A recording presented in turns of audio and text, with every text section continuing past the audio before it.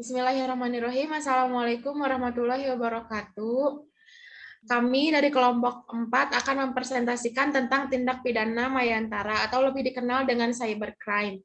Saya Carolina Maulida. Saya Ganjar Dan Sabta saya Indah Bayu. Sri Utami. Langsung saja dimulai.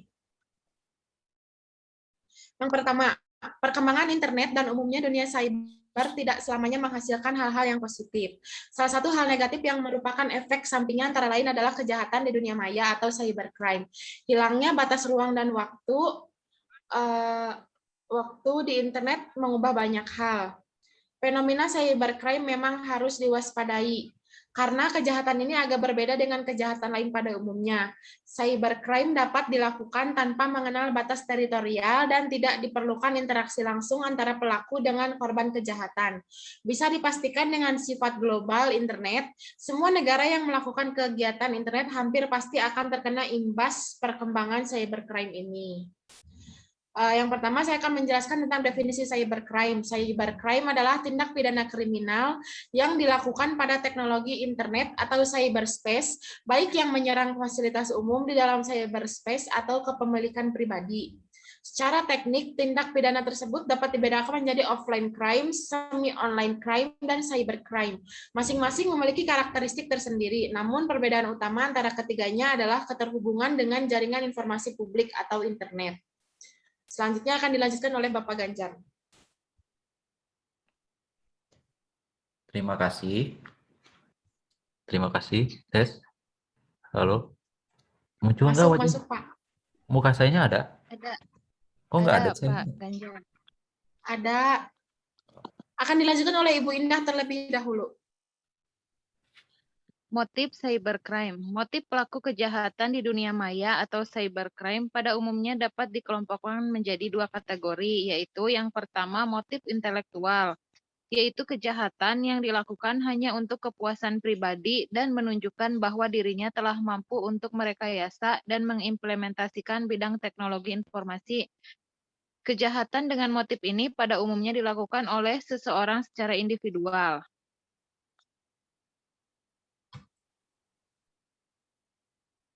Yang kedua yaitu motif ekonomi, politik, dan kriminal, yaitu kejahatan yang dilakukan untuk keuntungan pribadi atau golongan tertentu yang berdampak pada kerugian secara ekonomi dan politik pada pihak lain. Karena memiliki tujuan yang dapat berdampak besar, kejahatan dengan motif ini pada umumnya dilakukan oleh sebuah korporasi. Selanjutnya oleh Pak Ganjar. Faktor penyebab cybercrime. Ada beberapa faktor utama yang menyebabkan timbulnya cybercrime itu sendiri, yaitu satu, kurangnya sosialisasi atau pengarahan baik dari akademi umum seperti sekolah atau edukasi dari orang tua mengenai manfaat dari internet, sehingga banyak penyalahgunaan yang terjadi. Dua, semakin maju sebuah negara tapi tidak diimbangi dengan kesejahteraan masyarakatnya, maka makin besarnya kemungkinan kesenjangan sosial terjadi. Faktor lain adalah makin maraknya sosial media, media elektronik, dan media penyimpanan virtual cloud, sehingga membuat manusia menjadi makin tergantungi akan akses internet di dalam kehidupannya. Yang keempat ada gaya hidup. Yang kelima, kelalaian daripada manusianya itu sendiri.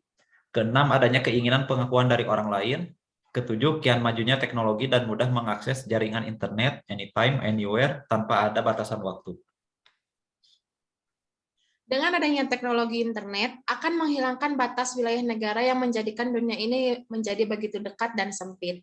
Saling terhubungnya antara jaringan yang satu dengan yang lain memudahkan pelaku kejahatan untuk melakukan aksinya. Kemudian, tidak meratanya penyebaran teknologi menjadikan pihak yang satu lebih kuat daripada yang lain. Itu jika dipandang dari faktor teknis. Selanjutnya, jika dipandang dari faktor ekonomi, cybercrime dapat dipandang sebagai produk ekonomi.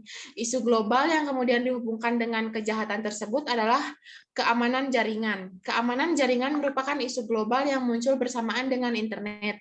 Sebagai komoditi ekonomi, banyak negara yang tentunya sangat membutuhkan perangkat keamanan jaringan. Melihat kenyataan seperti itu, cybercrime berada dalam skenario besar dari kegiatan ekonomi dunia. Modus cybercrime. Yang pertama, Unauthorized access to computer system and service. Kejahatan yang dilakukan dengan memasuki atau menyusup ke dalam suatu sistem jaringan komputer secara tidak sah, tanpa izin atau tanpa sepengetahuan dari pemilik sistem jaringan komputer yang dimasukinya. Biasanya pelaku kejahatan atau hacker melakukannya dengan maksud sabotase ataupun pencurian informasi penting dan rahasia. Namun begitu ada juga yang melakukan hanya karena merasa tertantang untuk mencoba keahliannya menembus suatu sistem yang memiliki tingkat proteksi tinggi. Kejahatan ini semakin marak dengan berkembangnya teknologi internet atau intranet. Yang B, legal content, merupakan kejahatan dengan memasukkan data atau informasi ke internet tentang sesuatu hal yang tidak benar, tidak etis, dan dapat yang dianggap melanggar hukum atau mengganggu ketertiban umum. Sebagai contohnya adalah pemuatan suatu berita bohong atau fitnah yang akan menghancurkan martabat atau harga diri pihak lain. Hal-hal yang berhubungan dengan pornografi atau pemuatan suatu informasi yang merupakan rahasia negara, agitasi, dan propaganda untuk melawan pemerintah yang sah, dan sebagainya. C. Data forgery merupakan kejahatan dengan memalsukan data pada dokumen-dokumen penting yang tersimpan sebagai scriptless dokumen melalui internet. Kejahatan ini biasanya ditujukan pada dokumen-dokumen e-commerce dengan membuat seolah-olah terjadi salah ketik yang pada akhirnya akan menguntungkan pelaku.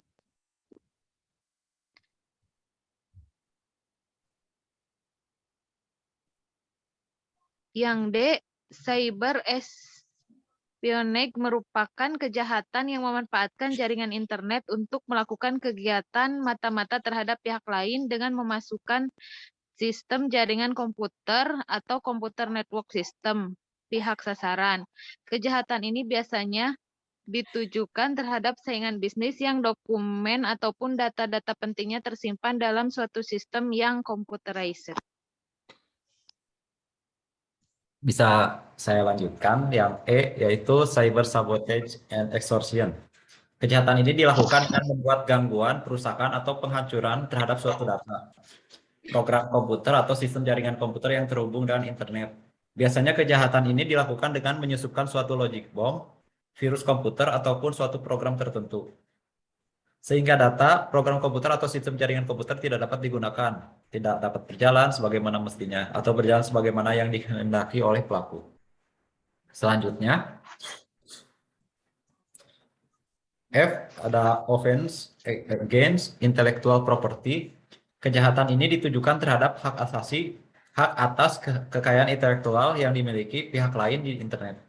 Sebagai contoh adalah peniruan tampilan pada web page, suatu situs milik orang lain secara ilegal, penyiaran suatu informasi di internet yang ternyata merupakan rahasia dagang orang lain, dan sebagainya. Contoh kasus, pembajakan software dan pencurian source program. Selanjutnya ada infringement of privacy. Kejahatan ini ditunjukkan terhadap informasi seseorang yang merupakan hal yang sangat pribadi dan rahasia. Kejahatan ini biasanya ditujukan terhadap keterangan pribadi seseorang yang tersimpan pada formulir data pribadi yang tersimpan secara computerized, yang apabila diketahui oleh orang lain maka dapat merugikan korban secara material maupun imaterial, seperti nomor kartu kredit, nomor PIN ATM, cacat atau penyakit tersembunyi, dan sebagainya. Selanjutnya yaitu ada cracking atau malware dan spyware. Kejahatan dengan menggunakan teknologi komputer yang dilakukan untuk merusak sistem keamanan suatu sistem komputer dan biasanya melakukan pencurian. Tindakan anarkis begitu mereka mendapatkan akses. Biasanya kita sering salah menafsirkan antara seorang hacker dan cracker, di mana hacker sendiri identik dengan perbuatan negatif. Padahal hacker adalah orang yang senang memprogram dan percaya bahwa informasi adalah sesuatu hal yang sangat berharga dan ada yang bersifat dapat dipublikasikan dan rahasia. Terakhir yaitu ada carding, adalah kejahatan dengan menggunakan teknologi komputer untuk melakukan transaksi dengan menggunakan kartu kredit orang lain sehingga dapat merugikan orang tersebut baik material maupun non-material.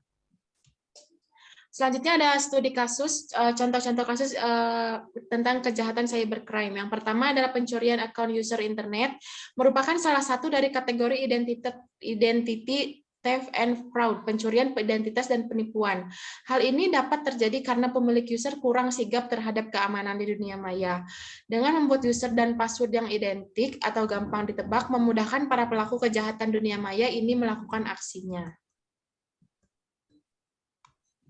Kasus yang kedua yaitu denial of service atau DOS attack adalah jenis serangan terhadap sebuah komputer atau server di dalam jaringan internet dengan cara menghabiskan sumber atau resource yang dimiliki oleh komputer tersebut sampai komputer tersebut tidak dapat menjalankan fungsinya dengan benar, sehingga secara tidak langsung mencegah pengguna lain untuk memperoleh akses layanan dari komputer yang diserang tersebut.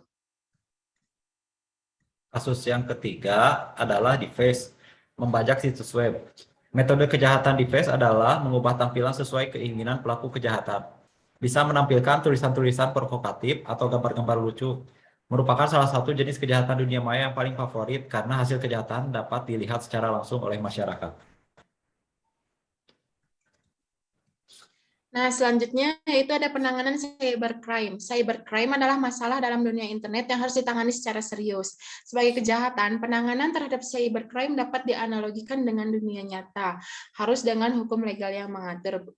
Berikut ini ada beberapa cara penanganan cybercrime. Yang pertama ada upaya non-hukum, dan yang kedua dengan upaya hukum atau cyber law. Dengan upaya non-hukum adalah segala upaya yang lebih bersifat preventif dan persuasif terhadap para pelaku, korban, dan semua pihak yang berpotensi terkait dengan kejahatan dunia maya.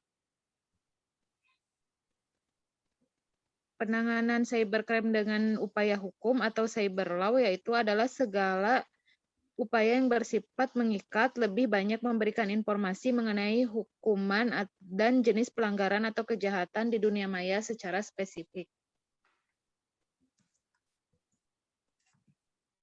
Jadi setelah kelompok kami telah menjelaskan mengenai cybercrime, dapat ditarik kesimpulan. Cybercrime merupakan kejahatan yang timbul karena dampak negatif pemanfaatan teknologi internet. Cybercrime ini bukan hanya kejahatan terhadap komputer, tetapi juga kejahatan terhadap sistem jaringan komputer dan pengguna. Pelaku cybercrime saat ini melakukan kejahatan tersebut bukan hanya karena mempraktekkan keahlian yang dimiliki, tetapi juga karena motif lain seperti uang, dendam, politik, iseng, dan sebagainya. Cybercrime dilakukan oleh orang-orang yang memiliki kemampuan tinggi terhadap komputer dan jaringannya. Oleh karena itu, dalam penanggulangannya, dibutuhkan pengaturan hukum yang berkaitan dengan pemanfaatan teknologi tersebut. Selain itu, juga diperlukan adanya kerjasama dengan lembaga khusus untuk memberikan informasi tentang cybercrime, melakukan sosialisasi secara intensif kepada masyarakat, serta melakukan riset-riset khusus dalam penanggulangan cybercrime.